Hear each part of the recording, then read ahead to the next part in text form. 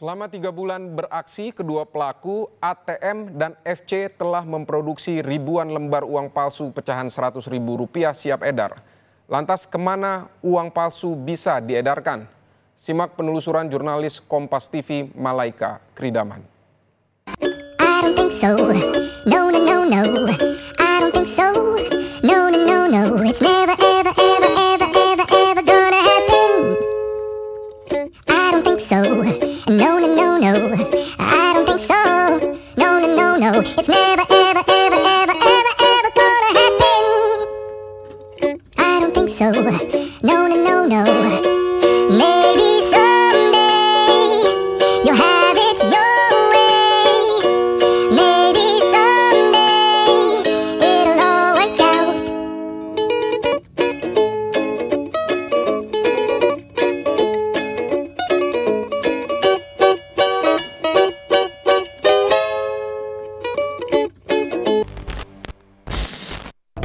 Baru-baru ini polisi telah menangkap 2 pelaku ATM dan FC yang sudah ditetapkan sebagai tersangka pembuatan uang palsu. Lantas bagaimana para pelaku bisa memproduksi uang palsu dan bagaimana caranya agar kita bisa membedakan uang palsu dan uang asli? Simak penelusurannya dalam Gelar Perkara.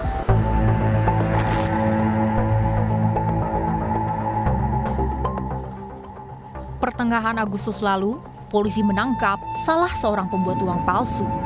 Selanjutnya, polisi menangkap pelaku lain di sebuah rumah kontrakan di Bojongsari, Depok, Jawa Barat. Rumah kontrakan pelaku juga digunakan sebagai tempat membuat uang palsu.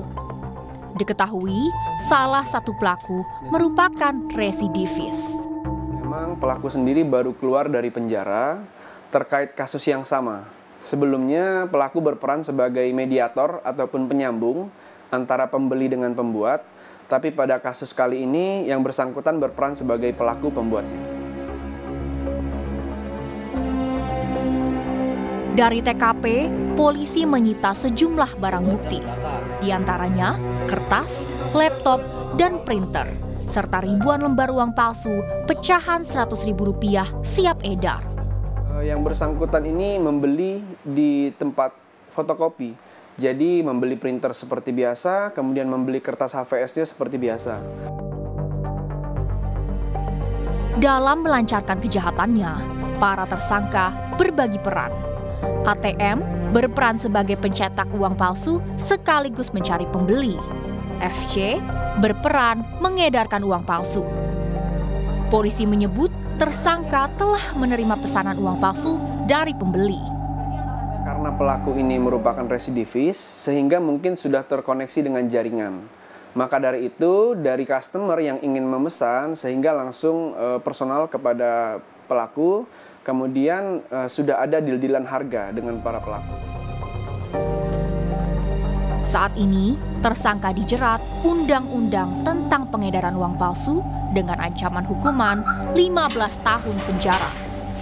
Untuk pelaku kita jerat dengan pasal 244, 245 KUHP dengan ancaman pidana maksimal 15 tahun penjara. Guna mengetahui bagaimana kedua pelaku melakukan aksinya, kami mendatangi TKP pembuatan uang palsu di Jalan Hanafi, Bojongsari, Kota Depok, Jawa Barat. Kami terlebih dahulu menemui kepala lingkungan setempat. Ropik mengaku terkejut saat menerima pemberitahuan dari polisi terkait penggerebekan di lingkungannya. Bapak apakah tahu aktivitas yang dilakukan para pelaku di dalam rumah di RT Bapak ini? Nggak tahu, Pak. Nggak tahu saya. Iya. Bahkan dia tinggal di sini juga saya nggak tahu. Tiba-tiba ada laporan ke lingkungan saya dari polisi, katanya mau ada penggerebekan malam ini. Kalau nggak salah malam itu sekitar jam 3 malam. Saya datang ke TKP, diajak sama polisi buat saksi. Ya silahkan, saya langsung menuju ke TKP. Ropik dan kebanyakan warga di sekitar TKP tidak mengetahui identitas 2 orang yang menyewa rumah di lingkungannya. Selama ini, warga tidak ada yang curiga. Tanggapan warga seperti apa sih, Pak, saat tahu kalau memang di lingkungannya itu ada penggerebekan kasus pembuatan uang palsu? Ya itu pas kejadian penggerebekan malamnya, mungkin waktu itu belum tapi tahu ya, pas tahunya ini pas ada videonya di HP itu baru warga banyak yang tahu di sini gitu. Sebelumnya juga emang nggak ada kecurigaan. Pak, berarti ini TKP-nya ya. Kalau saya lihat ini dari gerbang menuju ke rumah itu agak jauh ya, Pak? Jauh, agak pojok. Di situ emang ada 2 petak kontrakan di samping gitu. Di samping ada 2 petak. Nah, di situ dia mungkin ada kegiatan seperti itu. Ropik menyebut 2 pelaku tidak memberitahu pengurus lingkungan saat akan menempati rumah tersebut. Kebanyakan sih sekarang begitu, jarang yang pada lapor gitu. Makanya saya nggak kenal sama sekali orang-orangnya siapa, gitu, ada kegiatan apa di sini.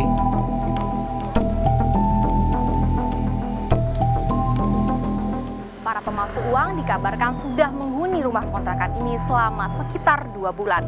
Namun warga sekitar TKP tidak ada yang menyangka bahwa 2 penghuni rumah kontrakan ini merupakan seorang pelaku kejahatan. Lantaran para pelaku tidak pernah menunjukkan aktivitas atau perilaku yang mencurigakan. Kini polisi masih mendalami adanya tersangka lain.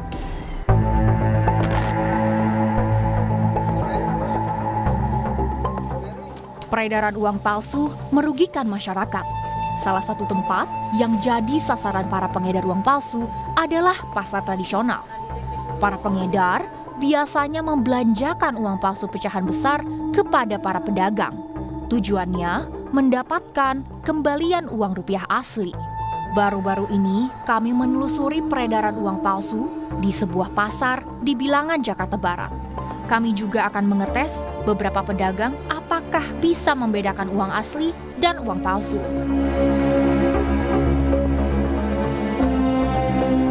Bapak pernah nggak mendapatkan uang palsu sebagai transaksi gitu di sini? Pernah juga, sekitar 3 bulan yang lalu. Waktu itu kan saya tidak ada ibu, mungkin dia karena buru-buru itu pas lagi ada beberapa orang belanja gitu, karena kebetulan duitnya juga diremek-remek gitu. Jadi kita nggak sempat ngecek gitu. Akhirnya begitu pas kita hitung ternyata ada. Gitu. Bapak bisa membedakan uang palsu dengan uang asli nggak? Bisa. Nah kebetulan nih Pak, saya membawa 2 nih. Ada uang palsu, ada uang asli. Coba Bapak bedakan. Kalau menurut saya yang ini palsu. Kenapa? Nah, pertama dipegangnya juga udah beda. Kedua diterawangkan aja di lampu gitu. Jadi simbol yang di dalam itu nggak jelas. Pernah nggak mendapati uang palsu? Pernah. Ya kalau lagi sial kali ya, pasti ada aja sih. Apalagi kalau di sini di pasar orang rata-rata jualannya kan pada malam di sini. Jadi mungkin dia aji mumpung gelap gitu kan, kegelap gitu. Jadi kan susah beda-bedainnya. Apalagi kita lagi rame, susah. Tapi kalau mungkin kalau selembar doang dikasih kita bisa ya. Kadang-kadang dia kalau beli belanjanya lebih dari 1 lembar, kita nggak bisa bedain di situ. Sebenarnya sih bisa kalau kita pelan-pelan ya bisa, tapi orangnya kalau lagi rame kan nggak bisa. Kebetulan Ibu, saya lagi bawa ada 2 uang 100 ribuan. Ini satu ada yang asli, satu ada yang palsu. Coba Ibu bedakan. Yang inilah yang sebelah kiri aku udah ketahuan gambarnya kan burem, udah gitu kertasnya juga tipis, licin. Yang paling ketara apa sih? Gambar lah sama kertasnya kan itu tuh burem. Beberapa pedagang sebenarnya bisa membedakan uang asli dan uang palsu. Namun, ketika terburu-buru melayani pembeli, mereka tidak sempat memeriksa pada saat transaksi. Kriminolog menyebut, para pengedar uang palsu mengincar pasar tradisional. Lantaran, di sini transaksi dilakukan secara tunai. Selain itu, pengedar uang palsu juga memanfaatkan hari raya keagamaan. Karena peredaran uang palsu atau uang secara fisik ini adanya itu adalah di lingkungan yang kelas bawah, artinya di pasar gitu ya. Karena mereka tidak banyak menggunakan QRIS, sehingga di sana kita harus lebih berhati-hati lagi gitu. Setiap kali ada momen ketika peredaran uang itu lagi banyak-banyaknya. Yang pertama ketika Lebaran, yang kedua ketika Natal, yang ketiga ketika Hari Raya Cina gitu misalnya ya. Dan momen-momen tertentu gitu. Saat ini, para pemalsu uang berusaha membuat uang palsu yang dapat menyamai kualitas uang asli. Diharap pihak berwenang meningkatkan pengawasan terhadap peredaran uang palsu di pasaran. Perkembangan uang palsu itu berbanding lurus dengan perkembangan teknologi. Sehingga bisnis offsite printing itu menjadi bisnis yang sangat-sangat menjanjikan untuk para pemain pemalsu uang ini.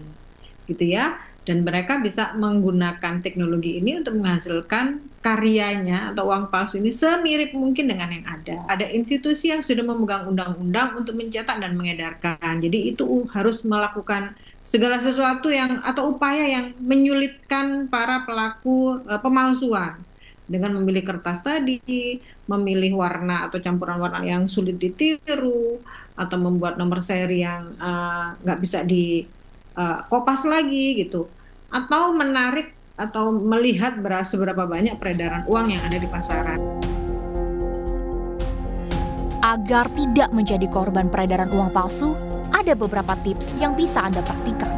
Gunakan pembayaran non-tunai, misalnya dengan QRIS. Jika bertransaksi secara tunai, cek uang dengan seksama. Lakukan 3D, dilihat, diraba, diterawang. Gunakan alat pendeteksi uang palsu ultraviolet. Jangan segan menanyakan keaslian uang kepada pemberi uang. Lakukan dengan sopan. Yang paling penting, kunci terhindar dari peredaran uang palsu adalah mengenali uang rupiah asli. Ketika mendapati si fisik uang itu kita anggap sebagai sesuatu yang kok aneh gitu ya, yang harus dilakukan pertama adalah segera menyampaikan kepada pemberi itu bahwa mohon maaf ya, sepertinya ini aneh gitu, bisa nggak tukar yang lain dengan cara yang baik. Itu disampaikan bahwa uang ini sepertinya ada yang aneh. Jadi alangkah baiknya kalau segera dilakukan pengecekan kepada tempat-tempat yang mempunyai scanner gitu ya, sehingga peredaran uang itu bisa di stop sampai situ. Agar terhindar dari uang palsu saat menerima pembayaran atau uang kembalian, ingat 3D, dilihat, diraba, dan diterawang. Jika Anda menemukan uang palsu, segera lapor pada pihak berwajib. Malaika Kridaman, Andika Hadiat, Kompas TV, Jakarta.